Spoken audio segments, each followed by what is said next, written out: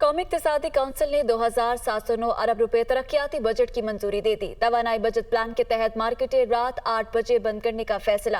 IMF کے دباؤ اور مالی مشکلات کے باوجود بجٹ میں یوٹیلیٹی سٹورز، فوڈ سیکیورٹی اور LNG کی فراہمی سمیت کئی شعبوں کو سبسڈی دی جائے گی۔ مزید تفصیلات اس رپورٹ میں۔ قومی اقتصادی کونسل نے 2709 ارب روپے کے ترقیاتی بجٹ کی منظوری دے دی۔ وفاق آئندہ مالی سال میں ترقیاتی منصوبوں پر 1150 ارب روپے خرچ کرے گا۔ صوبوں کے ترقیاتی منصوبوں کے لیے 1559 ارب روپے مختص۔ 10 بلین ٹری منصوبے کو گرین پاکستان پروگرام کے نام سے جاری رکھنے کا فیصلہ۔ مشکلات کے باوجود کئی شعبوں کو سبسڈی بھی دی جائے گی۔ توانائی بچت پلان بھی تیار، مارکیٹیں رات 8 بجے بند کرنے کا فیصلہ۔ ترقیاتی بجٹ میں PSDP کے 950 ارب اور پبلک پرائیویٹ پارٹنرشپ کے 200 ارب روپے بھی شامل ہوں گے۔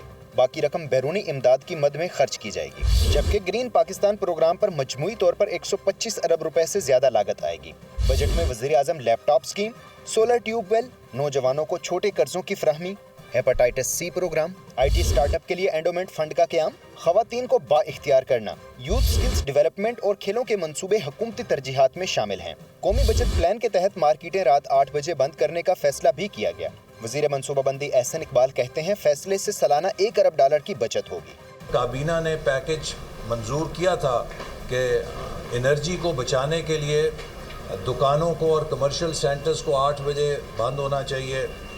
اسی طرح جو ہمارے ملک کے اندر لائٹس ہیں، جو پرانے بلب ہیں، ان کو ختم کر کے LED لائٹس پہ سوئچ کیا جائے۔ کابینہ نے اس پر فیصلہ کیا تھا، لیکن اس میں صوبائی حکومتیں شریک نہیں تھیں۔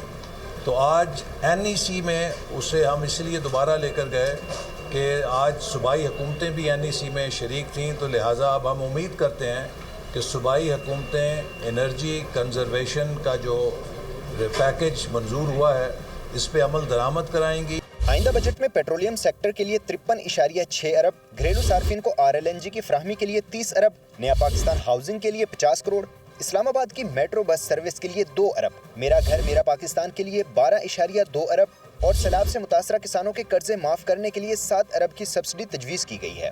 بجٹ میں غذائی تحفظ کے لیے 55.5 ارب، یوٹیلیٹی سٹور سے سستی اشیاء فراہم کرنے کے لیے 30 ارب اور رمضان ریلیف کے لیے 5 ارب روپے سبسڈی دینے کی تجویز ہے۔